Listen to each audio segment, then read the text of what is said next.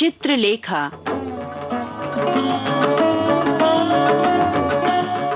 कथाकार भगवती चरण वर्मा के चिंतन का तत्व चित्रलेखा।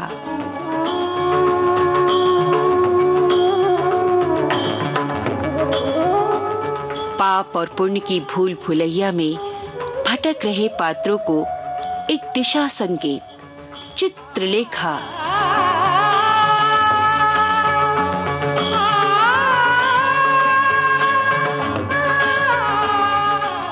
चित्रलेखा ने एक नया जीवन आरंभ किया योगी कुमारगिरी की कुटिया में। उसने वैभव और वासना, सुविधा और कामना सब कुछ छोड़कर जोगन का बाना धारण कर लिया। किंतु इन सांसारिक तत्वों के साथ क्या वो बीजगुप्त को भी छोड़ पाई? आइए आज के पठन में इसी प्रश्न का उत्तर खोजें।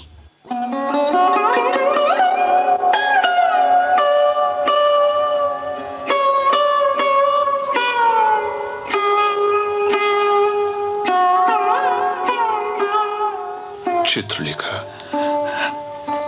बीजगुप्त। क्या तुमने निर्णय कर लिया? बीजगुप्त, तुम जो कुछ देख रहे हो यही मेरा अंतिम निर्णय है। चित्रलेखा, इस निर्णय पर फिर से विचार करने का तुमको अधिकार प्राप्त है। निर्णय करने के पहले क्या तुम्हें मुझसे पूछना आवश्यक न था? क्या तुमने मुझको अपने जीवन से इतना पृथक समझा कि तुमने मुझसे अपने हृदय की बात बतलाने की आवश्यकता नहीं प्रतीत की?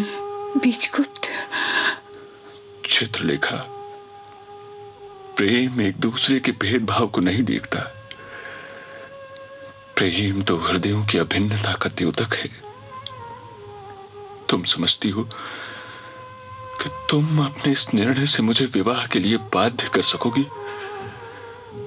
पर तुम्हारी धारणा मिथ्या है। तुम अपने इस निर्णय से मुझे सुखी ना बना सकोगी, इतना विश्वास रखना। मैंने अपने जीवन में केवल तुमसे प्रेम किया और साथ ही तुम्हारे सिवा मैं किसी से प्रेम नहीं कर सकता।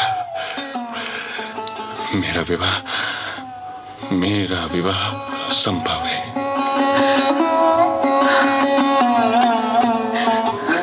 चित्रलेखा बीजगुप्त के चरणों पर गिर पड़ी।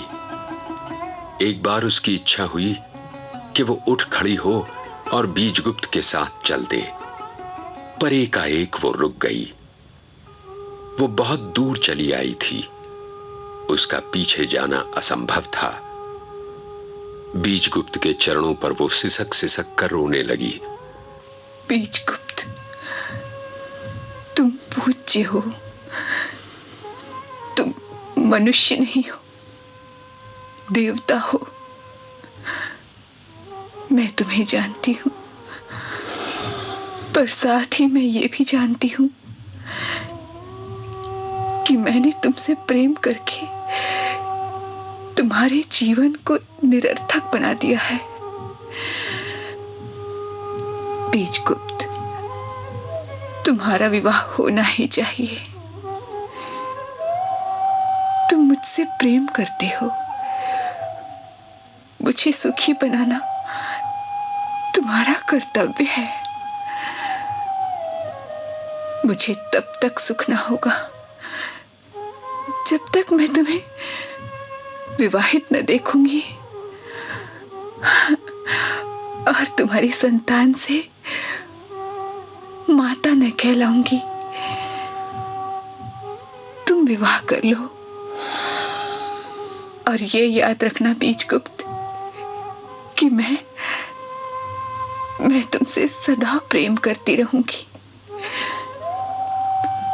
क्या प्रेम का प्रधान अंग भोग विलास ही है? क्या बिना भोग विलास के प्रेम असंभव है? मैं तुमसे इस समय केवल शारीरिक संबंध तोड़ रही हूं बीजगुप्त। इसकी अपेक्षा हमारा आत्मिक संबंध और दृढ़ हो जाएगा।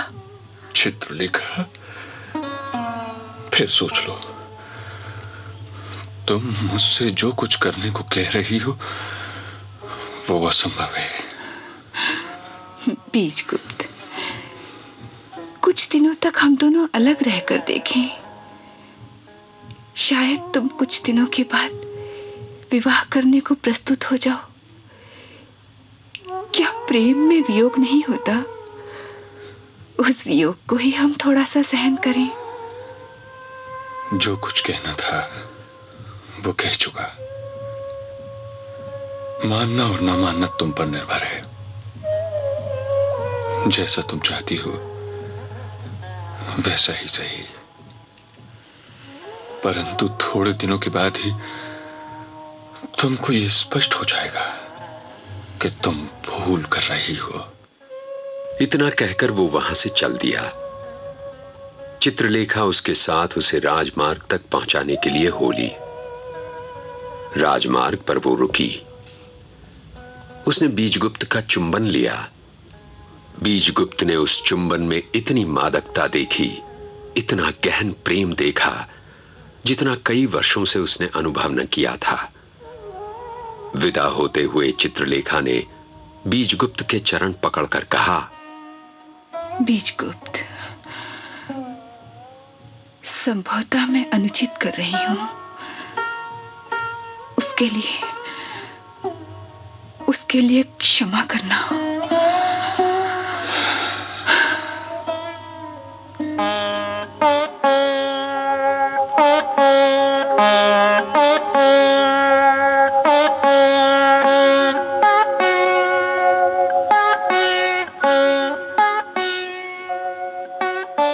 बीजगुप्त को विदा करके चित्रलेखा कुटी में लौट आई।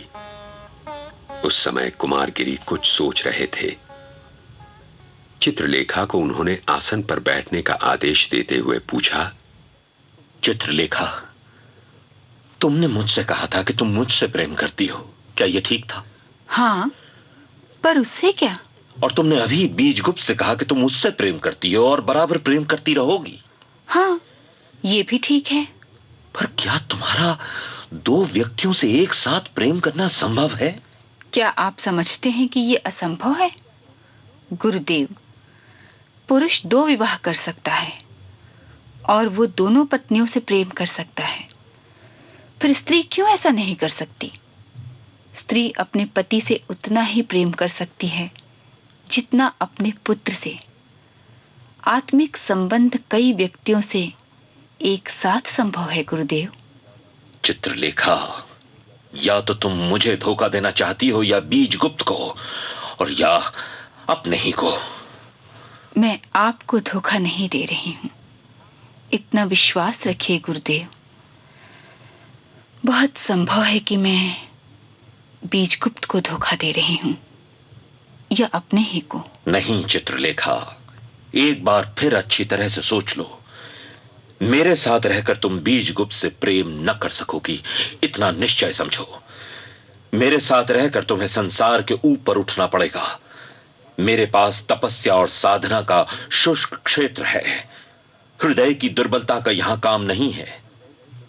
मैं तुमको समय देता हूं, तुम एक बार फिर सोच लो। सोच लिया है गुरुदेव, अच्छी तरह से सोच लिया है। मैं जैसा आप कहेंगे वैसा ही करूंगी। आपके कहने से मैं ममत्व तक छोड़ने को तैयार हूं। संसार तो फिर भी सरल है। देवी चित्रलेखा, मैं तुम्हें समझने में असमर्थ हूं। तुम्हारा व्यक्तित्व मेरे व्यक्तित्व से नीचा नहीं है। इसलिए दीक्षा देना मुझे कहां तक उचित होगा, इसका निर्णय करना होगा। जब तक मैं इसका निर्णय न कर लूं कुमारगिरी का वाक्य पूरा न हो पाया था कि विशाल देव ने कुटी में प्रवेश किया। विशाल देव को देखकर कुमारगिरी रुक गए, अपना वाक्य पूरा न कर सके। विशाल देव ने कुमारगिरी के चरण छुए। इसके बाद उसने चित्रलेखा को अभिवादन किया। विशाल देव इसके बाद चला गया। विशाल देव के जाने के बाद कुमारगिरी हंस पड़े। भगवान का यही आदेश मालूम होता है कि मैं तुम्हें दीक्षा दूं, तुम्हें अपने साथ रखूं और अपनी परीक्षा दूं।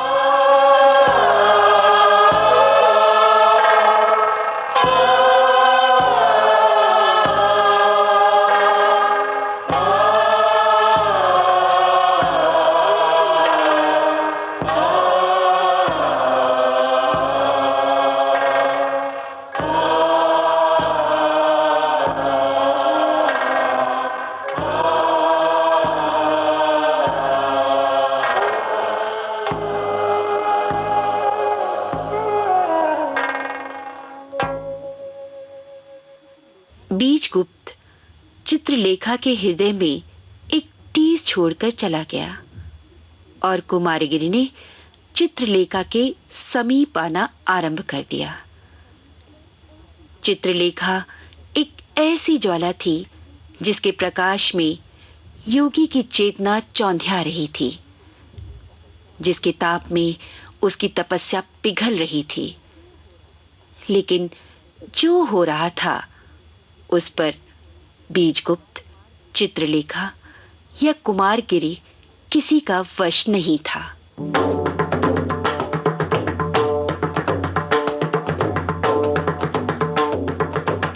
आज की कड़ी में जो पात्र हमारे सामने आए वे थे चित्रलेखा, बीजगुप्त और कुमारगिरी।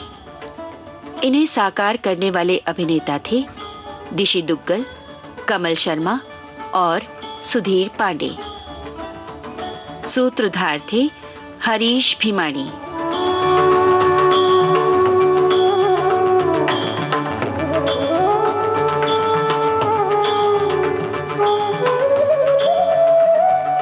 इस रेडियो पठन की रिकॉर्डिंग में सहायक हैं राजेश मलिक और इस परिकल्पना को श्रोताओं तक पहुंचा रहे हैं लोकेंद्र शर्मा और विजय लक्ष्मी छाबड़ा।